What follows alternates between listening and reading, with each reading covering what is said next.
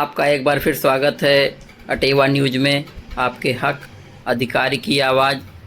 Pension पुरानी बहाली मंच अटेवा सदैव से अपने मार्ग पे अपने वादे के अनुसार तत्पर है और जिसकी कुछ वानगी हमारे बीच में राज्य सरकार द्वारा जारी नए आदेश के रूप में सामने है। आप देख रहे हैं कि माननीय पेंशन पुरुष विजय कुमार बंधु जी ने जिस तरीके का वादा किया था वह अब फलीभूत हो रहा है। बंधु जी ने कहा था कि पेंशन 110% बहाल होकर रहेगी और इसकी वानगी हमें मिल रही है। शीघ्र ही धीरे धीरे हम सबकी पेंशन बहाल होगी।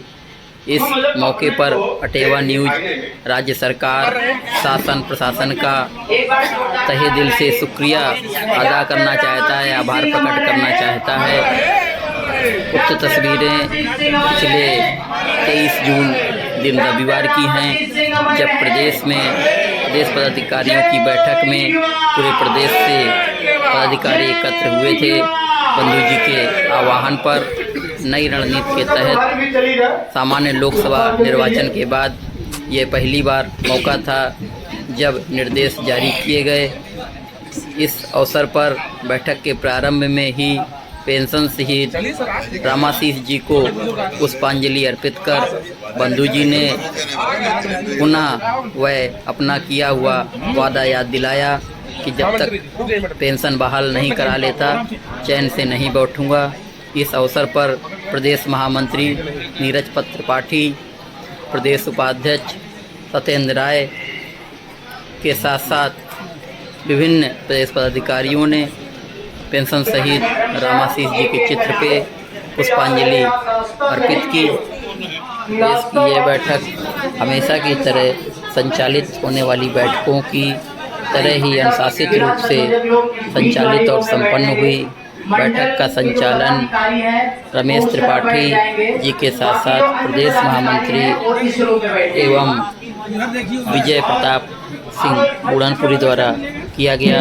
उनकी रोचक कविताओं ने एक बार फिर सदन को तालियां बजाने पर विवश किया। कुलदीप सैनी, वेद प्रकाश आर्यन जी की सफल सोशल मीडिया का काम देखा गया। इस अवसर पर अभिनव सिंह राजपूत जी ने भी अपनी सोशल और IT सेल का काम देखा। न्यूज़ को आपका भरपूर स्नेह और प्यार लगातार मिल रहा है। अगर आपको इसके वीडियो अच्छे लगते हैं तो आप इन्हें लाइक कमेंट करें और अपने साथियों के बीच में शेयर करें, क्योंकि आंदोलन की आवाज़ जन जन तक पहुंचनी चाहिए।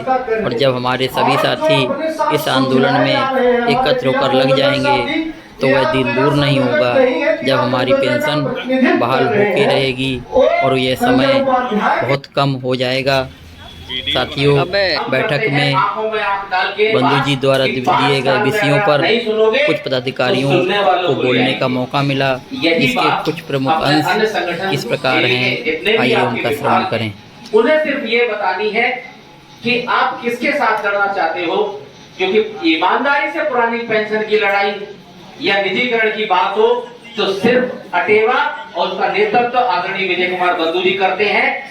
अन्य सिर्फ अपनी नेतागिरी की बात करते हैं। आप किसी भी संगठन को उठा के देख लो, ब्लॉक लेवल से लेके प्रदेश के पदाधिकारी देख लो, वही चेहरे, उन्हीं की मीटिंग होती है और वही चुन जाते हैं। वास्तव में यहाँ पर अटेवा में स्वयं पदाधिकारी आते हैं और अपने आप को सिद्ध करते हैं कि हम सभी को, सभी विभाग आपकी तरफ निगाह लगा करके देखते हैं। और खुशी होती है जब कि आप लोग शांत मत बैठ जाना, क्योंकि अगर आप बैठ गए तो मुद्दा शांत हो जाएगा। यानी वो संगठन भी जानते हैं कि पेंशन की लड़ाई अगर कोई लड़ रहा है तो अटेवा लड़ रहा है, और आप अगर ईमानदारी से जनपद स्तर पर काम करेंगे निश्चित रूप से प्रत्येक विभाग आपके साथ खड़ा है। हमारे देश का निजीकरण एक तरह से इतना बड़ा मुद्दा है। एक नीचे के दो चीजों को छोड़ के मजदूर गरीबों के बच्चे कहीं के नहीं रहेंगे। अगर निजीकरण ही चल रहा है, नौकरियां कहाँ मिलेगी, पढ़ाई होगी नहीं। जो गरीब मजदूर है उनका मेन उद्देश्य होता है पढ़ लिख के कैसे हमारा बच्चा नौकरी ले जाए, तो नौकरी निकलेगी नहीं, पढ़ेगा ही नहीं और देश पिछड़ता ही चला जाएगा। आजमगढ़ अटेवा का संघर्ष इतना बेहतरीन और लाजवाब है। बहुत बहुत धन्यवाद। डॉक्टर रामसी सिंह के चरणों में नमन करते हुए मैं मंच पर बैठे हुए सभी मंचासीन पदाधिकारियों का और इस हाल में बैठे हुए सभी जनपद के पदाधिकारियों का एवं आजमगढ़ की तरफ से हार्दिक स्वागत और अभिनंदन करते हुए जय वाह। इसकी सोच, इसकी परिकल्पना को साकार करने का काम हमारे पेंशन पुरुष माननीय विजय कुमार बंधु जी की सबसे बड़ी देन है, जो शिक्षक कर्मचारियों की सबसे बड़ी समस्या थी। उस समस्या को यदि किसी यहाँ तक पहुँचाया तो सबसे पहले पेंशन पुरुष को मैं बहुत बहुत हार्दिक धन्यवाद देना चाहता। साथियों, अटेवा का गठन 12 जनवरी सन 2013 को होता है। तब से लेकर के लगातार स्वामी विवेकानंद का जन्मदिन था और वहीं से प्रेरणा लेकर हमारे पेंशन पुरुष अपने कुछ साथियों की सोच के आधार पर, बल के आधार पर लगातार संघर्ष के माध्यम से, चाहे कि लखनऊ में संघर्ष रहा हो, दिल्ली में रहा हो, उन संघर्षों के परिणाम स्वरूप हम लोग जिसकी लड़ाई आज लड़ रहे हैं, इस लड़ाई की आधी लड़ाई 2016 में माननीय बंधु जी के अगुवाई में हम लोगों ने ये अटेवा की सबसे बड़ी देन है। इसलिए मैं पुनः एक बार सभी साथियों का आभार व्यक्त करते हुए